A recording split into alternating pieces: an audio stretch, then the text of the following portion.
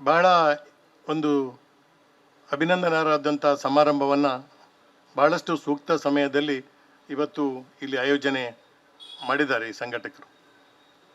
ಭಾಳ ದೀಪಾವಳಿಯ ವಿಶೇಷಗಳ ಬಗ್ಗೆ ಎಲ್ಲ ಮಾತಾಡಿದ್ದು. ದೀಪಾವಳಿ ಒಂದು ಸಾಂಕೇತಿಕ ಮಾತ್ರ. ನಾವೆಲ್ಲ ಸಹೋದರತೆಯಿಂದ, ಒಂದು ಪರಸ್ಪರ ಪ್ರೀತಿ ವಿಶ್ವಾಸದಿಂದ, ಪರಸ್ಪರ ಗೌರವದಿಂದ, ಜಾತಿ ಮತ ಭೇದಗಳ ಪರಿಧಿಯನ್ನು ದಾಟಿ ಬದುಕತಕ್ಕಂಥ ಒಂದು ವಾತಾವರಣ ಏನು ನಿರ್ಮಾಣ ಆಗಬೇಕೆನ್ನತಕ್ಕಂಥದ್ದು ಇದು ಇಂಥ ಕಾರ್ಯಕ್ರಮಗಳ ಮೂಲ ಉದ್ದೇಶ.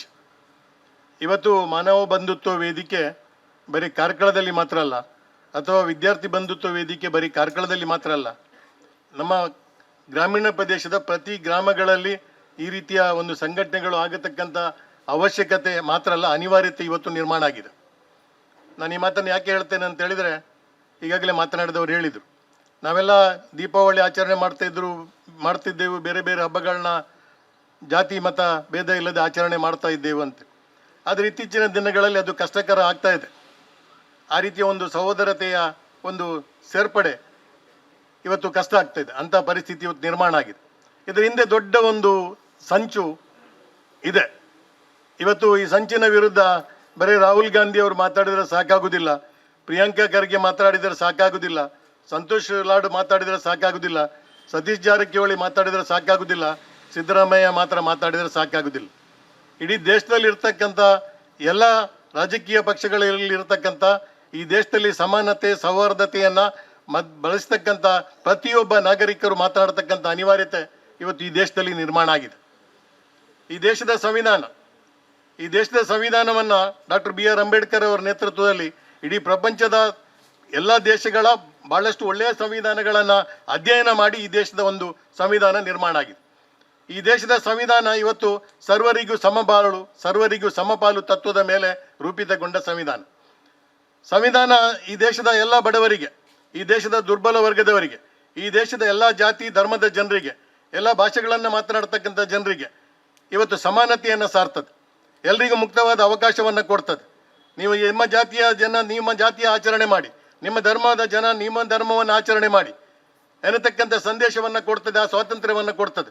ಆದರೆ ಈ ಸಂವಿಧಾನ ಇನ್ನೊಂದು ಧರ್ಮದವರ ಮೇಲೆ ದಬ್ಬಾಳಿಕೆ ಮಾಡಲಿಕ್ಕೆ ಅವಕಾಶ ಕೊಡೋದಿಲ್ಲ. ಈ ದೇಶದ ಸಂವಿಧಾನ ಇವತ್ತು ಯಾವ ರೀತಿ ಇದೆ ಅಂತ ಹೇಳಿದರೆ, ಈ ದೇಶದ ಪ್ರತಿಯೊಬ್ಬನಿಗೂ ಜೀವನದಲ್ಲಿ ಒಂದು ಭದ್ರತೆಯನ್ನು ಕಲ್ಪಿಸತಕ್ಕಂಥ ರೀತಿಯಲ್ಲಿ ಈ ಸಂವಿಧಾನ ರೂಪಿತಗೊಂಡಿದೆ. ಇವತ್ತು ಮಹಾನ್ ದಾರ್ಶನಿಕರ ಫೋಟೋಗಳನ್ನು ಇಲ್ಲಿ ವೇದಿಕೆಯ ಮೇಲೆ ಹಾಕಿದ್ದಾರೆ. ಈ ಫೋಟೋಗಳು ಇವತ್ತು ಬಸವಣ್ಣ ಬೋಧಿಸಿದಂಥ ತತ್ವ ಸಿದ್ಧಾಂತಗಳು ಇರಬಹುದು, ಇವತ್ತು ಗೌತಮ ಬುದ್ಧ ಬೋಧಿಸಿದಂಥ ತತ್ವ ಸಿದ್ಧಾಂತಗಳು ಇರಬಹುದು, ನಾರಾಯಣ ಗುರು ಅವರು ಬೋಧಿಸಿದಂಥ ತತ್ವ ಸಿದ್ಧಾಂತಗಳು ಇರಬಹುದು, ಗಾಂಧೀಜಿಯವರು ಅವರು ಬದುಕಿದ ರೀತಿ, ಅವರು ಈ ರಾಷ್ಟ್ರಕ್ಕೆ ಈ ಪ್ರಪಂಚಕ್ಕೆ ಕೊಟ್ಟ ತತ್ವ ಸಿದ್ಧಾಂತಗಳಿರ್ಬೋದು, ಅಥವಾ ಇವತ್ತು ಇನ್ನೊಬ್ಬರು ದಾರ್ಶನಿಕ ಮದರ್ ತೆರೇಸಾ ಅವರು ಪ್ರತಿಪಾದಿಸಿದಂಥ ತತ್ವ ಸಿದ್ಧಾಂತಗಳಿರ್ಬೋದು, ಮೌಲಾನಾ ಆಜಾದ್ ಅವರು ಪ್ರತಿಪಾದಿಸಿದಂಥ ತತ್ವ ಸಿದ್ಧಾಂತಗಳಿರ್ಬೋದು. ಈ ಎಲ್ಲ ತತ್ವ ಸಿದ್ಧಾಂತಗಳು ಏನಂತ ಹೇಳಿದ್ರೆ, ಈ ದೇಶದಲ್ಲಿ ಪ್ರತಿಯೊಬ್ಬ ನಾಗರಿಕನಿಗೆ, ಈ ದೇಶದಲ್ಲಿ ಹುಟ್ಟಿದ ಪ್ರತಿಯೊಬ್ಬ ಪ್ರಜೆಗೆ, ಪ್ರತಿಯೊಬ್ಬ ಭಾರತೀಯನಿಗೆ ಈ ದೇಶದಲ್ಲಿ ಮುಕ್ತವಾಗಿ ಧರ್ಮದ ಆಚರಣೆ ಮಾಡತಕ್ಕಂಥ ಹಕ್ಕು, ಆತ ಬದುಕತಕ್ಕಂಥ ಹಕ್ಕು, ಆತನ ಉದ್ಯೋಗವನ್ನು ಆಯ್ಕೆ ಮಾಡಿಕೊಳ್ಳತಕ್ಕಂಥ ಹಕ್ಕು, ಶಿಕ್ಷಣ ಪಡೆಯತಕ್ಕಂಥ ಹಕ್ಕು, ಮತ್ತು ಯಾವುದೇ ರೀತಿಯ ದಬ್ಬಾಳಿಕೆ ಇಲ್ಲದೆ ಸ್ವತಂತ್ರವಾಗಿ ಬದುಕತಕ್ಕಂಥ ಹಕ್ಕನ್ನು ಈ ದೇಶದ ಸಂವಿಧಾನ ಕೊಟ್ಟಿದೆ. ಆದರೆ ಇವತ್ತು ಈ ದೇಶದಲ್ಲಿ 2014 ನಂತರ, ಇದು 2014 ನಾನು ಸ್ಪಷ್ಟವಾಗಿ ಹೇಳಲಿಕ್ಕೆ ಇಷ್ಟಪಡೋದು. ಅದಕ್ಕಿಂತ ಹಿಂದೆ ವರ್ಷ 90ನೇ ಇಸ್ವಿನಲ್ಲಿ ಈ ದೇಶದಲ್ಲಿ ಒಂದು ಸಂಚು ಪ್ರಾರಂಭ ಆಯಿತು. ಏನಂತ ಹೇಳಿದ್ರೆ, ಈ ದೇಶದಲ್ಲಿ ಏನಿದ್ರು ಕೂಡ ಈ ಸಂವಿಧಾನ ಸಮಾನತೆಯನ್ನು ಕೊಡ್ತಾ ಇದೆ. ಈ ಸಂವಿಧಾನದ ವಿರುದ್ಧ ಏನಾದರೂ ಮಾಡಬೇಕೆನ್ನತಕ್ಕಂಥ ಶಕ್ತಿಗಳು ಒಟ್ಟು ಸೇರಿ ಈ ದೇಶದಲ್ಲಿ ಧಾರ್ಮಿಕತೆಯ ದುರುಪಯೋಗ ಪಡಿಸಿಕೊಂಡು ಇವತ್ತೊಂದು ಧರ್ಮದ ಹೆಸರಿನಲ್ಲಿ ಈ ದೇಶವನ್ನು ವಿಭಜನೆ ಮಾಡಲಿಕ್ಕೆ ಹೊರಟರು. ಈ ದೇಶದ ಜನರನ್ನ ಧರ್ಮದ ಹೆಸರಲ್ಲಿ ಉದ್ರೇಕಿಸಿ ಒಟ್ಟು ಮಾಡಲಿಕ್ಕೆ ಹೊರಟರು. ಇವತ್ತು ಒಂದು ಧರ್ಮದ ಮೇಲೆ ದಬ್ಬಾಳಿಕೆ ನಡೆಸಲಿಕ್ಕೆ ಹೊರಟರು. ಅದು ನಾನು ಹೇಳ್ತೇನೆ, ಇವತ್ತು ನಡೆತಕ್ಕಂಥ ಹೋರಾಟ ಇದು ಒಂದು ಧರ್ಮದ ವಿರುದ್ಧ ಅಲ್ಲ. ಇವರ ಹೋರಾಟ ಇವತ್ತು ಒಂದು ಧರ್ಮವನ್ನು ಗುರುತಿಸಿಕೊಂಡು ಅದರ ವಿರುದ್ಧ ಹೋರಾಟದ ನೆಪದಲ್ಲಿ ಈ ದೇಶದಲ್ಲಿರ್ತಕ್ಕಂಥ ಎಲ್ಲ ಹಿಂದುಳಿದ ವರ್ಗಗಳನ್ನು ಸೇರಿಸಿಕೊಂಡು ಸಂಘಟಿಸಿಕೊಂಡು, ಆ ನಂತರ ಅದರಲ್ಲಿ ಏನಾದರೂ ಯಶಸ್ವಿ ಆದರೆ ಆ ನಂತರ ಇವತ್ತು ಸಮಾಜವಾದಿ ಸಿದ್ಧಾಂತದ ಮೇಲೆ, ಇವತ್ತು ಸಹೋದರತೆಯ ಸಿದ್ಧಾಂತದ ಮೇಲೆ ಈ ದೇಶದ ಸಂವಿಧಾನ ಅಧಿಕಾರವನ್ನು ಕೊಟ್ಟಿದೆ, ಅದನ್ನು ಕಸಿಯತಕ್ಕಂಥ ಕೆಲಸಕ್ಕಾಗಿ ಇದೇ ಹಿಂದುಳಿದ ವರ್ಗದವರನ್ನು ಉಪಯೋಗ ಮಾಡತಕ್ಕಂಥ ಒಂದು ಸಂಚು ಈ ಒಂದು ಕಾರ್ಯಸೂಚಿಯಲ್ಲಿ ಇದೆ ಅನ್ನತಕ್ಕಂಥ ನಾವು ಗಮನಿಸಬೇಕು. ಇವತ್ತು ನಮ್ಮಲ್ಲಿ ಹಿಂದುಳಿದ ವರ್ಗದ ಬಹಳಷ್ಟು ಜನ ಇವತ್ತು ಇವರ ಸಂಚಿಗೆ ಬಲಿಯಾಗಿ ಇವರ ಹೋರಾಟದಲ್ಲಿ ಭಾಗವಹಿಸ್ತಾ ಇದ್ದಾರೆ, ಇವರನ್ನು ಬೆಂಬಲಿಸ್ತಾ ಇದ್ದಾರೆ. ಆದರೆ ಇದರ ಉದ್ದೇಶ ನೀವು ಅರ್ಥ ಮಾಡಿಕೊಳ್ಬೇಕೇನಂತ ಹೇಳಿದ್ರೆ, ಇದು ನಿಮ್ಮ ಒಳ್ಳೆಯದಕ್ಕಲ್ಲ, ಇವತ್ತು ಮನುಸ್ಮೃತಿಯನ್ನ ಪ್ರತಿಪಾದಿಸ್ತಕ್ಕಂಥ ಜನ ಈ ದೇಶದ ಸಂವಿಧಾನವನ್ನು ಒಪ್ಪುವುದಿಲ್ಲ.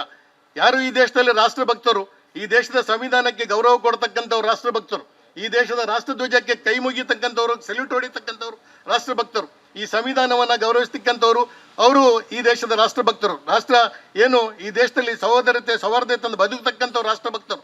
ಮಹಾತ್ಮ ಗಾಂಧಿ ಈ ದೇಶಕ್ಕೆ ಸ್ವಾತಂತ್ರ್ಯ ಕೊಟ್ಟವರು, ಅವರನ್ನು ಗೌರವಿಸ್ತಕ್ಕಂಥವ್ರು ರಾಷ್ಟ್ರಭಕ್ತರಾಗ್ತಾರೆ ಹೊರತು ಇವತ್ತು ಅವರನ್ನು ಕೊಂದವರನ್ನ ಏನು ಹೊಗಳ್ತಕ್ಕಂಥವ್ರು ಈ ದೇಶದಲ್ಲಿ ರಾಷ್ಟ್ರಭಕ್ತರಾಗಲಿಕ್ಕೆ ಸಾಧ್ಯ ಇಲ್ಲ. ಅಥವಾ ಈ ದೇಶದ ಸಂವಿಧಾನವನ್ನು ವಿರೋಧಿಸತಕ್ಕಂಥವ್ರು, ನಿಮ್ಗೆ ಗೊತ್ತಿದೆ, ಆಗಾಗ ಬಿಜೆಪಿಯ ಮುಖಂಡರುಗಳು ಹೇಳ್ತಾರೆ ನಮಗೆ 400 ಸೀಟು ಬಂದರೆ ಈ ದೇಶ ಸಂವಿಧಾನ ನಾವು ಬದಲು ಮಾಡ್ತೇವೆ. ಈ ದೇಶದ ಸಂವಿಧಾನ ಬದಲು ಮಾಡತಕ್ಕಂಥ ಅನಿವಾರ್ಯತೆ ಏನು ಎನ್ನತಕ್ಕಂಥದ್ದನ್ನು ಬಿಜೆಪಿಯವರಿಗೆ ನೀವು ಕೇಳಿ. ಏನು ಅನಿವಾರ್ಯತೆ ಇದೆ ಸಂವಿಧಾನವನ್ನು ಬದಲು ಮಾಡತಕ್ಕ? ಸಂವಿಧಾನದಿಂದ ತೊಂದರೆ ಆದದ್ದು ಏನಂತ? ಇವತ್ತು ಸಂವಿಧಾನದ ಮುಖ್ಯ ಭೂಮಿಕೆಯನ್ನು ಪೀಠಿಕೆಯನ್ನು ಇವತ್ತು ನನ್ನ ಸಹೋದರಲ್ಲಿ ಓದಿದ್ರು.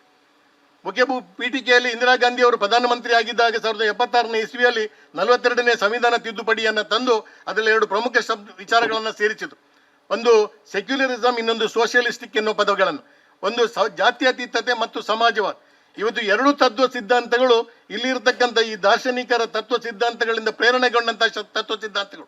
ಈ ದಾರ್ಶನಿಕರು ಪ್ರತಿಪಾದಿಸಿದ ತತ್ವ ಸಿದ್ಧಾಂತಗಳ ಆಧಾರದಲ್ಲಿ ಈ ದೇಶದಲ್ಲಿ ಕಾಂಗ್ರೆಸ್ ಪಕ್ಷ ಕಾರ್ಯಕ್ರಮಗಳನ್ನು ರೂಪಿಸಿಕೊಂಡು ಬಂತು. ಇವತ್ತು ಈ ದೇಶದಲ್ಲಿ ಕಾಂಗ್ರೆಸ್ ಪಕ್ಷ ರೂಪಿಸಿಕೊಂಡ ಕಾರ್ಯಕ್ರಮಗಳಿಗೆ ಮೂಲ ಬುನಾದಿಯೇ ಈ ದಾರ್ಶನಿಕರು ಹೇಳಿದ ಮಾತುಗಳು, ಇವರು ಪ್ರತಿಪಾದಿಸಿದ ತತ್ವ ಸಿದ್ಧಾಂತಗಳು, ಸಮಾಜಕ್ಕೆ ನೀಡಿದ ಸಂದೇಶಗಳು.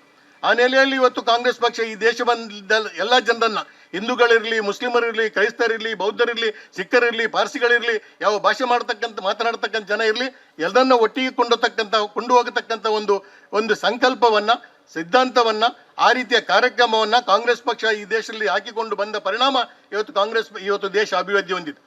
ಇಲ್ಲದೇ ಇದ್ರೆ ಇವರ ಈ ಸಂಕುಚಿತ ಮನೋಭಾವದ, ಜಾತ್ಯತೀತ ಮನೋಭಾವದಿಂದ ಏನಾದರೂ ಈ ದೇಶದ ಆಡಳಿತ ಇನ್ನಷ್ಟು ಕಾಲ ನಡೆದರೆ ಈ ದೇಶ ಅಭಿವೃದ್ಧಿಯತ್ತ ಹೋಗುವುದಿಲ್ಲ, ಇನ್ನೊಂದು ರೀತಿಯ ಅವನತಿಯತ್ತ ಹೋಗಲಿಕ್ಕೆ ಸಾಧ್ಯ ಇದೆ ಅನ್ನತಕ್ಕಂಥ ಮಾತನ್ನು ಈ ಸಂದರ್ಭದಲ್ಲಿ ಹೇಳ್ತೇನೆ. ಇನ್ನು ಹೆಚ್ಚು ಮಾತಾಡಲಿಕ್ಕಿಲ್ಲ, ಯಾಕಂದ್ರೆ ಬಹಳಷ್ಟು ವೇದಿಕೆಯಲ್ಲಿ ಜನ ಇದ್ದಾರೆ. ಆದರೆ ಒಂದಂತೂ ನಾನು ಹೇಳ್ತೇನೆ, ಇವತ್ತು ಈ ಸಂಚಿನ ವಿರುದ್ಧ ನಾವು ಪ್ರಚಾರ ಆಂದೋಲನವನ್ನು ಪ್ರಾರಂಭ ಮಾಡಬೇಕು. ಈ ಒಂದು ಗುಪ್ತ ಕಾರ್ಯಸೂಚಿಯ ವಿರುದ್ಧ ಹಳ್ಳಿಗಳಲ್ಲಿ ನಾವು ಪ್ರಚಾರ ಆಂದೋಲನ ಪ್ರಾರಂಭ ಮಾಡಬೇಕು. ನಮ್ಮ ಯುವಕರು ಹೋಗಿ ತಿಳಿಯದೆ ಇವರ ಸಂಘಟನೆಗಳಲ್ಲಿ ಸೇರಿ ನಾಳೆ ಇವರ ತತ್ವ ಸಿದ್ಧಾಂತಗಳು ಸತ್ಯ ಎಂದು ಒಪ್ಪಿ ಇನ್ನೊಂದು ಸಮುದಾಯದ ಮೇಲೆ ಹೋರಾಟ ಮಾಡತಕ್ಕಂಥ ಒಂದು ಕೃತ್ಯಕ್ಕೆ ಕೈ ಹಾಕದ ರೀತಿಯಲ್ಲಿ ನಾವು ಇವರಿಗೆ ಇವತ್ತು ತಿಳಿ ಹೇಳತಕ್ಕಂಥ ಅವಶ್ಯಕತೆ ಇದೆ. ಆದ್ದರಿಂದ ಪ್ರತಿ ಹಳ್ಳಿಗಳಲ್ಲಿ ಈ ರೀತಿಯ ಕಾರ್ಯಕ್ರಮ ಆಗಬೇಕು. ಇವತ್ತು ಸಂವಿಧಾನದ ಬಗ್ಗೆ ನಾವು ಗೌರವ ಮೂಡಿಸ್ತಕ್ಕಂಥ ಕೆಲಸ ಮಾಡಬೇಕು.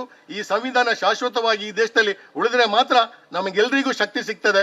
ಈ ದೇಶದ ಪ್ರತಿಯೊಬ್ಬ ನಾಗರಿಕನಿಗೆ ಓದಲಿಕ್ಕೆ ಹಕ್ಕು ಸಿಗ್ತದೆ, ಉದ್ಯೋಗದ ಹಕ್ಕು ಸಿಗ್ತದೆ, ಬದುಕಲಿಕ್ಕೆ ಹಕ್ಕು ಸಿಗ್ತದೆ, ಉನ್ನತ ಸ್ಥಾನವನ್ನು ಪಡೀಲಿಕ್ಕೆ ಹಕ್ಕು ಸಿಗ್ತದೆ, ಸೌಹಾರ್ದತೆಯಿಂದ ಬದುಕತಕ್ಕಂಥ ಹಕ್ಕು ಸಿಗ್ತದೆ. ಆದ್ರಿಂದ ನಾನು ಹೇಳುದು, ಇವತ್ತು ಇಂಥ ಕಾರ್ಯಕ್ರಮಗಳ ಮೂಲಕ ಇನ್ನಷ್ಟು ಜನರಿಗೆ ಈ ಸಂಚನ್ನ ಮನದಟ್ಟು ಮಾಡತಕ್ಕಂಥ ಅವಶ್ಯಕತೆ ಇಡೀ ರಾಷ್ಟ್ರ ಮಟ್ಟದಲ್ಲಿ ಇದೆ.